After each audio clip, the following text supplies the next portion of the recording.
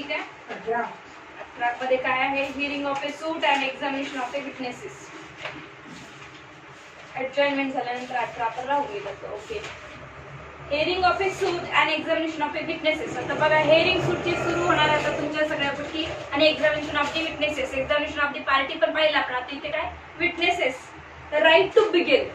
Criminal procedure मध्ये right to begin कोणाला असतं? प्रोसिक्युशनला असतं. जेव्हा कोणी FIR फाईल करतं तेव्हा प्रोसिक्युशनचा ऍडव्होकेट येतो, प्रोसिक्युशन येतं आणि म्हणतं की याच्यावर आम्हाला असे गुन्हे लावायचे. तसंच सिव्हिल मध्ये सुद्धा आहे. जर स्टेट गव्हर्नमेंट असेल ना एकीकडून तर कोण असेल मग इकडे? जनरल नॉलेजचा विषय आहे. जर क्रिमिनल असेल, ठीक आहे की नाही, ऑर्डर 18 क्रिमिनल असेल तर पब्लिक प्रोसिक्युशन इथे चालवतो. जे काय आहे ते FIR ची कॉपी याच्याकडे यायची आणि हा म्हणतो मग कोर्टात जाऊन याच्यावर असे आम्ही गुन्हे लागलेले आहेत वगैरे. मग आता सिव्हिल मध्ये कोण असेल? Government leader. स्टेट कडून कोण असतं? कसं पाहिलं नाही तुमच्या लक्षात नाही येत. त्याच पब्लिक प्रॉसिक्युटरला जेव्हा सिव्हिल कामं दिली असतात तेव्हा त्याला गव्हर्नमेंट लीडर म्हणतो. मी तुम्हाला आधी पण सांगितलंय DJ कोणाला म्हणायचं, सेशन कोर्ट कोणाला म्हणायचं. ठीक आहे.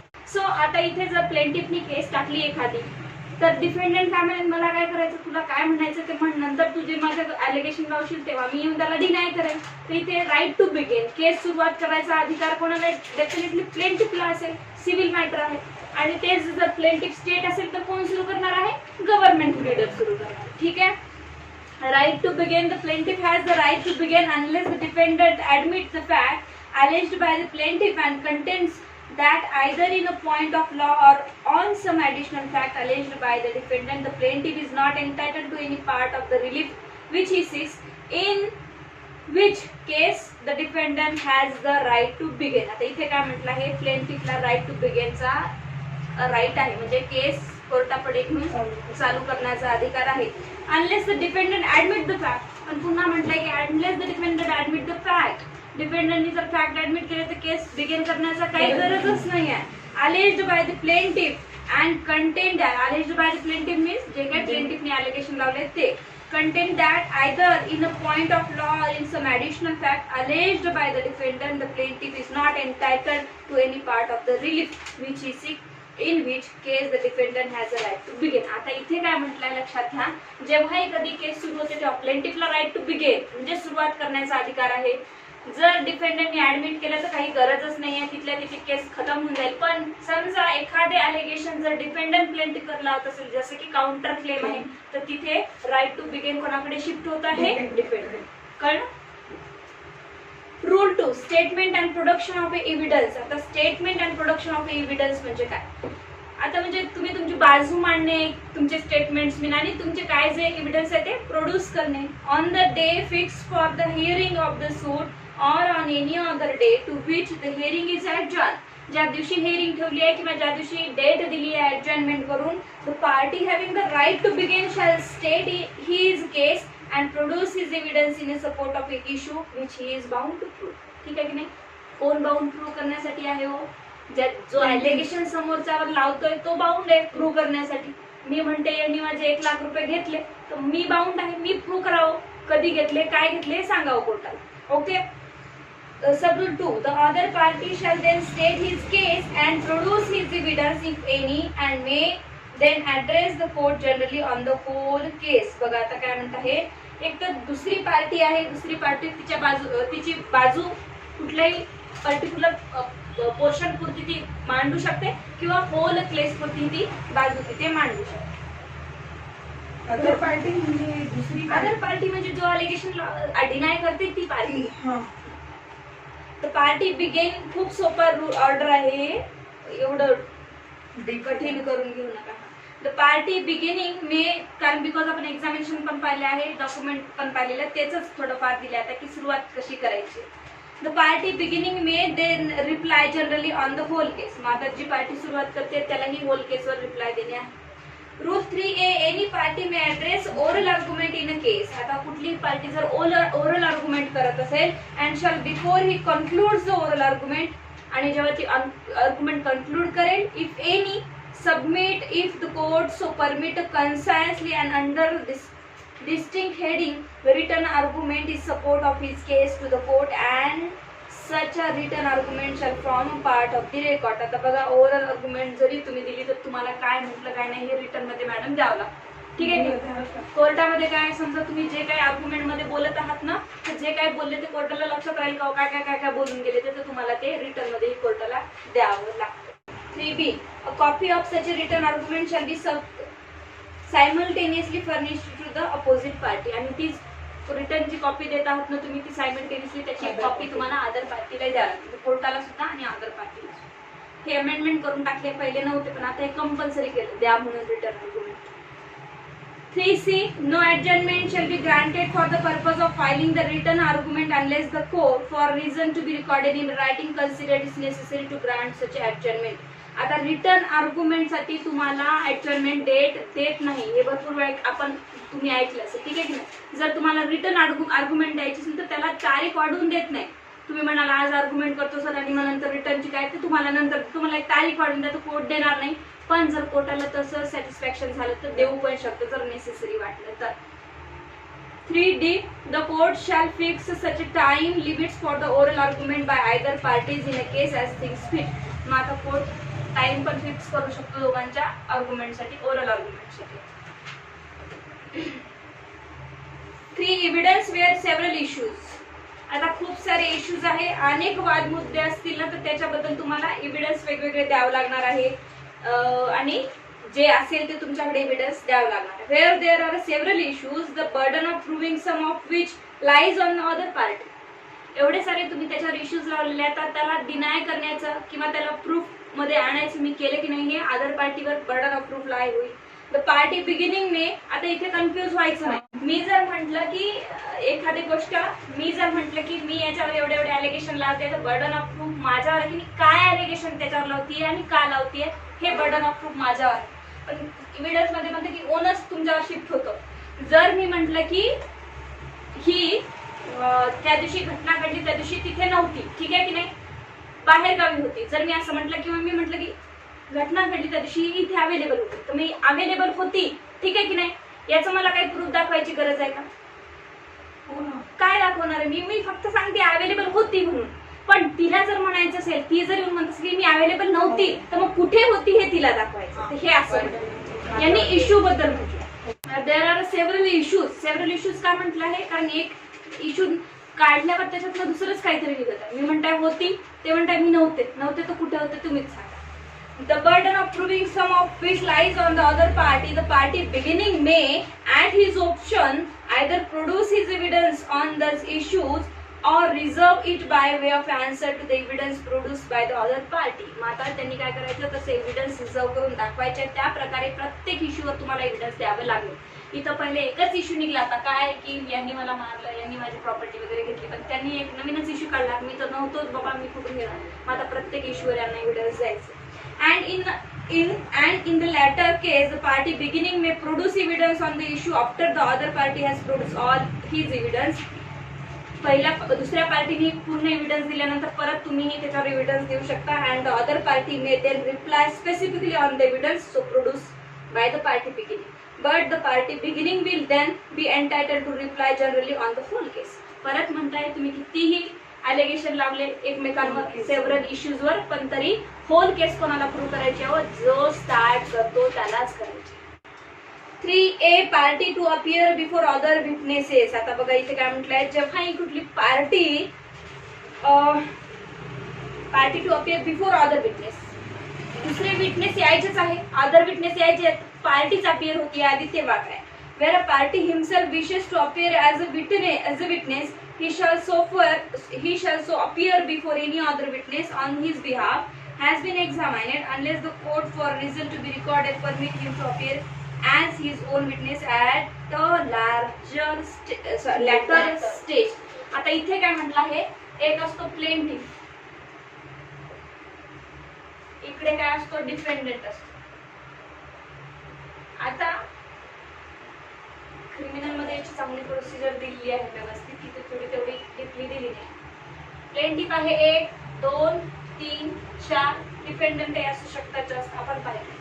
आता हा प्लेंटिफ काय म्हणतो, मी जेव्हा कोणावर अलिगेशन लावते ना तर मला विटनेसेस दुसरेच आणावं लागतात, माझे मित्र, माझी मैत्रिणी, डॉक्टर, जे काही आपले टेस्टिंग विटनेस आहे ते.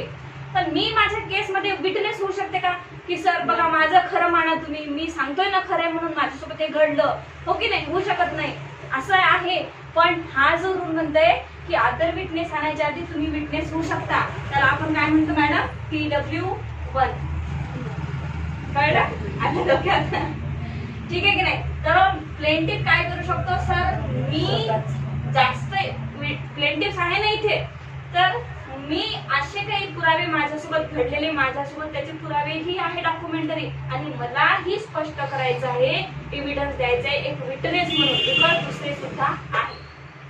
ठीक आहे की नाही? यांच्याशी रिलेटेड असेल तर तो सांगू शकतो. मग PW1 नेहमी कोण असतं मॅडम? प्लेंटिफ. ठीक आहे की नाही? तर इथे म्हटलं आहे क्रिमिनल मध्ये, एव्हिडन्स ऍक्ट मध्ये म्हटलं की विटनेस तुम्ही स्वतःच्या केस मध्ये होऊ शकत नाही.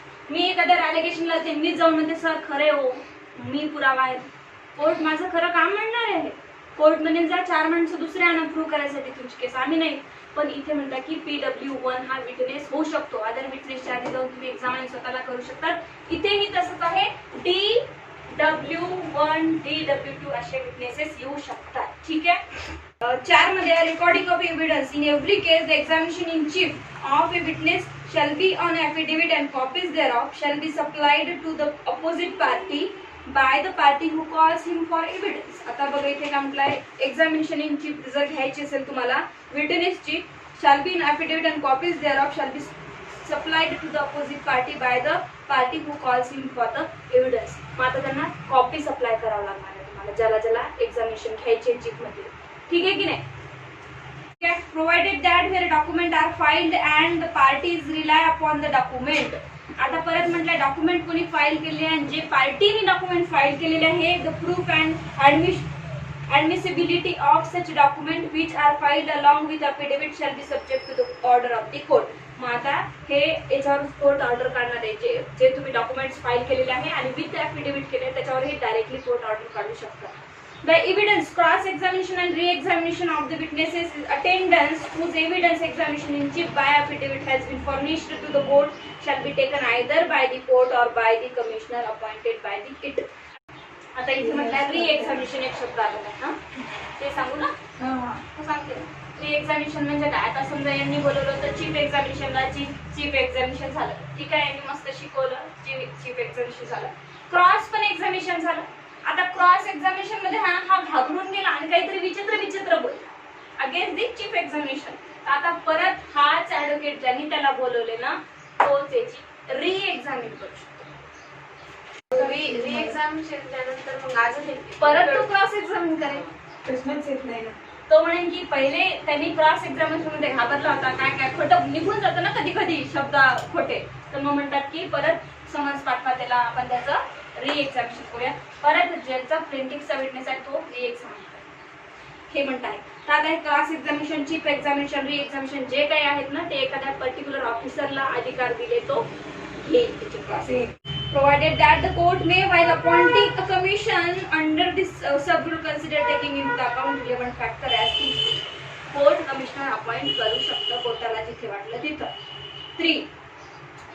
3 मध्ये म्हटलं आहे, the court or the commissioner as the case may be shall record evidence either in a writing or mechanically in the presence of a judge or the commissioner. हे जे काही रेकॉर्डिंग मेकॅनिकली म्हणजे पहिले कशावर करायचे, टाईप रायटर वगैरे, आता कशावर करतात पब्लिक, ते जज समोर आणि कमिशनर समोर रेकॉर्ड व्हावेत.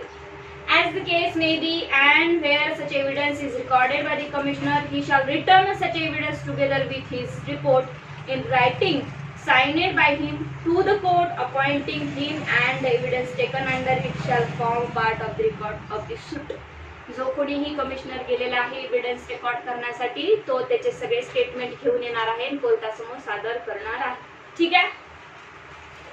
4. The commissioner may record such a remark as it thinks material respecting the demeanor of any witness while under examination. कुठलाही विटनेस एक्झामाइन होत आहे तेव्हा त्याचे काय हावभाव आहेत ना, हे सुद्धा कमिशनर रेकॉर्ड करू शकतो. इव्हन जजही रेकॉर्ड करतो. डायसवर जे जज बसलेले असतात ना, ते विटनेस घाबरतोय का किंवा त्याचे काही वेगळे हावभाव जेस्चर आहे का, हे सुद्धा रेकॉर्ड करण्यात येईल. ठीक आहे, कारण त्यांना काय हो केसचं डिसिजन द्यायचं. कशा प्रकारे बोलता तुम्ही, तुमचे हावभाव काय आहे, रेप केसेस मध्ये कोर्टामध्ये कुठे कसं बघता तुम्ही, तुमचं काय कॅरेक्टर आहे, हे सगळं बघू. Provided that any objection raised during the recording of evidence before the commissioner shall be recorded by him and decided by the court at the stage of the argument. कोणीही ऑब्जेक्शन घेत असेल कशावर, commissioner ने काही record केलं आहे ते चुकीचं आहे बरोबर आहे हे सुद्धा कोर्ट नमूद करून घेणार आहे आर्ग्युमेंटच्या स्टेज. पुढे काय म्हटलं आहे, the report of a commissioner shall be submitted to the court appointing the commissioner within 16 days. ज्या दिवशी कमिशनरला अपॉइंट केलं होतं आणि त्यांनी ज्या दिवशी एव्हिडन्स घेतलं त्या दिवसापासून 60 दिवसाच्या आत त्याला हे सगळं दाखल करायचं आहे. From the date of issue of commission unless the court for reason to be recorded in a writing extend the time. जर कोर्टाने टाइम वाढून नाही दिला तर 60 दिवसाच्या आत द्यायचं. The high court or the district जज as the case may be shall prepare a panel of the commissioner to record the evidence under this rule. High court आणि डिस्ट्रिक्ट कोर्ट काय करतात, एक पॅनल तयार करतात की आपल्या इथून कमिशनरचं काम करणारे आपण कोण कोण लोक नेमावे. The court may by general or special order fix the amount to be paid as a remuneration for the service of the commissioner. आता ज्याला गरज आहे त्यांनी कोर्टाला पैसे द्यावे, कमिशनरचा खर्च द्यावा. The provision of rule 16, 69, 17 and 18 of the order 26 in हे कालचं सांगितलं आहे की जे काही कमिशनर अपॉइंट करण्यासाठी प्रोसिजर आहे ती ऑर्डर 26 मध्ये दिलेली आहे. म्हणजे कमिशनर कुठे दिलेलं आहे, ऑर्डर 26 मध्ये. How evidence shall be taken in appealable cases. आता अपीलेबल केसेस मध्ये एव्हिडन्स कसे करायचे हे तर आता आपण ह्याच्या कोर्टाची प्रोसिजर पाहिलेली आहे. In cases in which appeal is allowed, the evidence of each witness shall be. आता अपील अलाउड आहे एखाद्या केस मध्ये, ठीक आहे ना, आज जजमेंट लागलं तिथे केस मध्ये अपील अलाउड आहे. आता तिथे काय होणार आहे, a taken down in the language of the court. ठीक आहे की नाही, ज्या कोर्टमध्ये जी कोर्टाची लँग्वेज आहे इंग्लिश असेल तर इंग्लिश, मराठी असेल तर मराठी, जी असेल ती. ठीक आहे. In writing by or in the presence and under the personal direction and superintendence of the judge. ठीक आहे की नाही, जे काही कोर्टामध्ये डिक्टेशन लिहून घेतात त्याच प्रकारे तिथे डिक्टेशन लिहून घेतल्या जाईल. फ्रॉम द डिक्टेशन ऑफ ए जज डायरेक्टली ऑन द टाइपरायटर. जसं आता इथे हा जो विटनेस आलेला आहे ना, हा विटनेस म्हणतो हो सर मी सही केली होती, तर मग आता जज सांगेल स्टेनोग्राफरला आणि इकडे तिकडे की हा सांगा तो म्हणतोय की त्यांनी सही केली होती. ठीक आहे, he said that he signed on it. दोन्ही भाषेत सांगू शकतो कोर्ट. ठीक आहे. द जज for reason to B recorded so direct recorded mechanically in the language of the court in the presence of the जज. आता समजा जज रेकॉर्ड करत आहे असला तर जज कोणाला तरी डायरेक्ट पण करू शकेल की तुम्ही असं घ्यायला सांगा. Main depositions to be interpreted. आता समजा इंटरप्रेट करण्याची गरज पडली, एखाद्या वेळेस आदिवासी वगैरे लँग्वेज असू शकते किंवा दुसरी कुठली लँग्वेज, त्याला मराठी, जसं महाराष्ट्रात मराठी कंपल्सरी आहे, मराठी येत नाही. ठीक आहे की नाही, अशा प्रकारे इंटरप्रिटर नेमला जाईल, त्याने भाषा समजून सांगितली जाईल. Where the evidence is taken down in a language different from that in which it is given. नेहमी ज्या भाषेचा वापर होतो ती भाषा नाही आहे. and the witness does not understand the language in which it is taken down, the evidence as taken down in writing shall be interpreted to him in the language in which it is given. ठीक आहे की नाही, त्याला जी भाषा समजते त्या भाषेत त्याला समजून सांगितलं जाईल प्रश्न आणि तो जे देत आहे त्या भाषेतही लिहिला जाईल आणि वेगळ्या भाषेत इंग्लिश. 7 मध्ये या एव्हिडन्स अंडर सेक्शन 138. आता 138 मध्ये आय थिंक सेक्शन आहे 138 मध्ये सांगितलं की इंग्लिश मधून लिहा वगैरे. Evidence taken down under section 138 shall be in the form prescribed by the rule 5 and shall be read over and signed and occasion may require interpreted and corrected as if it were evidence taken down under the rule. 138 मध्ये सांगितलं आहे की English मधून लिहा, English मधून नसेल लिहित तर ज्या भाषेतून लिहिलं पण तिथे मात्र इंग्लिश कंपल्सरी असते. तर कधी कधी असे काही प्रोसिजर आहे कोर्टामध्ये की कोर्टाला दोन्ही भाषेत सांगावं लागतं. मी जसं आत्ता सांगते, पहिले मराठीतून लिहायला लागतं, एका जणाला मराठीतून लिहायला होतं, एका जणाला इंग्लिश मध्ये. 8 मध्ये memorandum when evidence not taken down by जज. जर न्यायाधीशनं काय केलं, जर जजनी काय केला, पुरावा लिहून न घेतला, ठीक आहे की नाही, की ते माझं मेमोरंडम नाही बनवलं तर काय. Where the evidence is not taken down in writing by the judge. जजनी नाही लिहून घेतला. or form his dictation in the open court recorded mechanically in his presence, he shall be bound as the examination of each witness proceed to make a memorandum of the substance of what each witness deposed, and such a memorandum shall be written and signed by the judge and shall form part of the record. जे कोणतेही evidence तुम्ही घेतले होते त्याचा एक memorandum जर कोर्टाने बनवलं नाही तर त्याला नंतरही बनवावंच लागेल, कंपल्सरी आहे आणि त्याच्यावर त्याला सही करावी लागेल. When evidence may be taken in English, where English is not the language of the court, but all the parties of the suit who appear in a person and the pleader of such of the parties as appear pleader do not object to having such evidence as is given in English, being taken down in English, the judge may so take it down or cause it to be taken down. जर English मधून proceeding सुरू असेल आणि कुठल्याच ऍडव्होकेटनी कुठल्या पार्टीने समजा objection नाही घेतलं की मराठीतून करा सुरू, हिंदी मधून करा, तर इंग्लिश मधूनच सुरू करा. जेव्हापासून ब्रिटिशर्सचे लॉ निघाले आहे, आपली लँग्वेज काय कोर्टाची ज्युडिशरीची हिंदी नाही आहे, मराठी नाही आहे, म्हणजे कुठलीच नाही, इंग्लिशच आहे. पण काही असे प्रोव्हिजन दिले आहे की जिथे त्या स्टेटमध्ये नाही समजत, जिथे नाही होत आहे शक्य समजणे इंग्लिश, तिथे काय करा, जी त्यांची लँग्वेज आहे ती वापरा. ठीक आहे, ज्युडिशरीची लँग्वेज इंग्लिशच आहे, दुसरी. 10. Any particular question and answer may be taken down. The court may of its own motion or on the application of any party or his pleader take down any particular question and answer or any objection to questions if there appear to be a special reason for so doing. ठीक आहे की नाही, काही महत्त्वाचे प्रश्न कोर्टालाही अधिकार लिहून घ्यायचा आणि प्लीडर्सलाही. प्लीडर दिलं नाही पण प्लीडरही लिहून घेतात. ठीक आहे. 11 questions objected to and allowed by the court. क्वेश्चनवर कुठलं ऑब्जेक्शन होत आहे किंवा कुठले कोर्ट हरकत घेत आहे कोर्ट किंवा हरकत नाही घेत आहे. When any questions put to witness in objected to by a party or his pleader and the court allows the same to put, the judge shall take down the question, the answer, the objection and the name of the person making it together with the decision of the court thereof. कुठलेही प्रश्न विचारले त्याच्यावर जे कोणी objection माय Lord, objection माय Lord, तेच म्हणत होते ना पिक्चरचं ऑब्जेक्शन. ज्यांनी ऑब्जेक्शन घेतलं त्याला 12 remark on the manner of the witnesses. आता जे काही वागणूक आहे विटनेसेसची, कसा हावभाव करतो कसा नाही हे रेकॉर्ड करणार आहे court. 13 memorandum of evidence in unappealable cases. ठीक आहे की नाही. आता आतापर्यंत काय होत होतं, ज्या केसेसमध्ये अपील आहे त्याचं खाली इकडे मेमोरंडम बनवलं होतं. आता अनअपिलेबल केसेस आहेत, अपीलच नाही आहे. In cases in which an appeal is not allowed, it shall not be necessary to take down or dictate or record evidence of a witness at length, but the judge at the examination of each witness proceed shall make in writing or dictate directly on a typewriter or cause to be mechanically recorded a memorandum of the substance of what the if witness depose, and such a memorandum shall be signed by the judge or otherwise authenticated and shall form part of the record. आता बघा, पहिले काय सांगितलं तर properly लिहून घ्यायचं, नाही घेतलं तर परत लिहून घ्यायचं, पण लिहून घ्यायचंच होतं.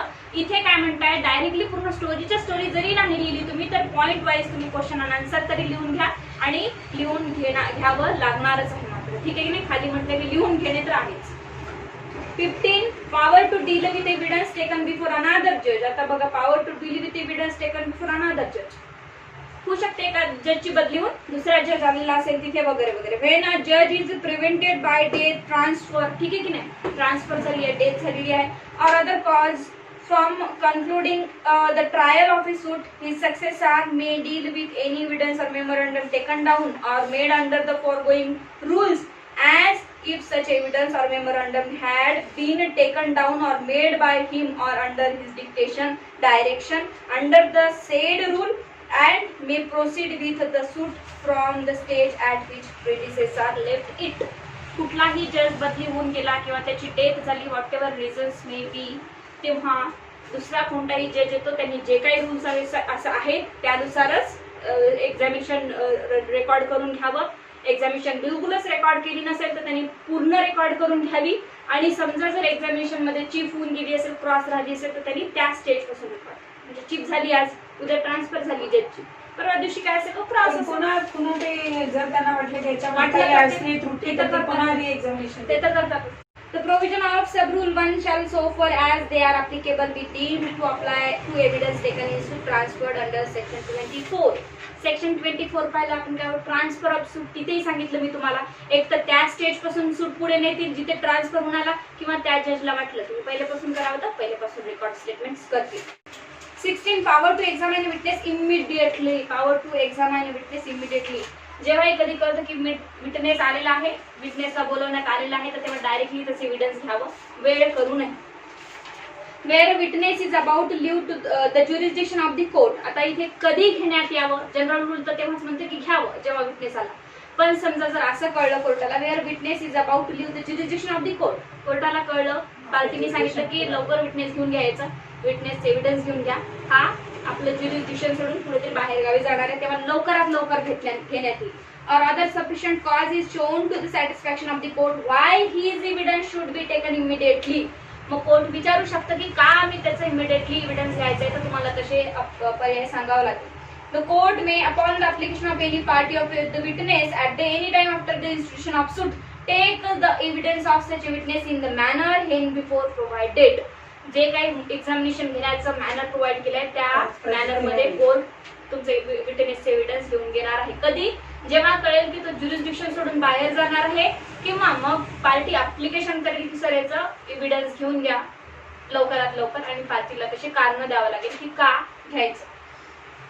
Sub-rule 2, where such evidence is not taken forthwith and in the presence of the parties, such a notice as the court thinks sufficient of the day fixed for the exemption shall be given to the parties.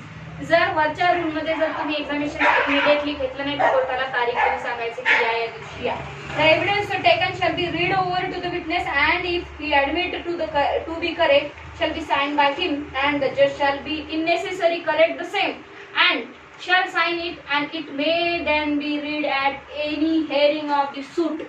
जेव्हाही कुठला witness evidence देतोय कोर्टामध्ये, पुरावे सांगते की हो मी होतो नव्हतो वॉटेवर जे काही असेल ते, तर ते पूर्ण रेकॉर्ड केल्यानंतर, ठीक आहे, 1 तास त्याची एव्हिडन्सची रेकॉर्डिंग झालेली आहे, तर त्याला ती वाचून दाखव, बघ आम्ही जे टाईप केले ना ते तू बोललं तेच टाईप केले का, तू काही चुकीचं आहे. त्यांनी सांगितलं माझं नाव सर AB आहे, कोर्टाने लिहिलं ACD. आता हे सगळं सांगावं लागेल ना त्याला की हे जे तू आता बोलला कोर्टामध्ये आम्ही टाईप केले, तर लगेच पेज काढणार कोर्ट आणि वाचून दाखवणार की असं तुझं म्हणणं आहे, हे बरोबर आहे. Court may recall and examine witness. समजा जर कोर्टाला वाटलं की एकदा एक्झामाइन झाला तेव्हा बरोबर त्याचं एक्झामिनेशन नाही झालं, परत त्याला बोलवायची गरज आहे, तर कोर्ट बोलू शकतं. The court may at any stage of the suit recall any witness who has been examine and may subject to the law of evidence for the time being in force put such a questions to him as the court thinks fit. Court स्वतः त्याला परत बोलू शकतं evidence ऍक्टला धरून त्याच्या नियमाच्या बाहेर न जाता, आणि त्याच्यावर स्वतः काही क्वेश्चन लादू शकतो आणि स्वतः काही क्वेश्चन कोर्ट त्याला विचारू शकतो. एक्झामाइन कोर्ट स्वतः करू शकतं सिव्हिल मध्ये. Power of a court to inspect.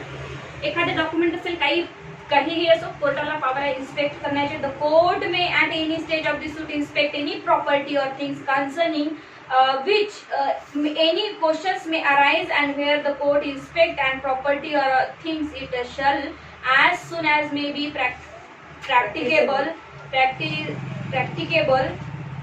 may make a memorandum of any relevant facts observed at such inspections and such a memorandum shall form part of the record of the suit. Court कुठल्याही वेळेला कुठलीही property जी की सूटशी relate आहे त्याला inspection करू शकतं आणि एक त्याचा रेकॉर्ड बनवून ठेवू शकतं. ठीक आहे. Power to get a statement recorded on commission. हे परत सांगितलं आहे, जर हेच स्टेटमेंट कमिशनने रेकॉर्ड केले तर त्याला ऑर्डर कुठली लागणार आहे, 26 ऑर्डर मध्ये वाचायचं की कमिशन कसे रेकॉर्ड करणार स्टेटमेंट. जजनी कसे रेकॉर्ड करायचे हे याच्यात सांगितलं. कमिशनर जर पाठवला असेल त्याच्या जागी एक्झामिनेशन करण्यासाठी तर ऑर्डर 26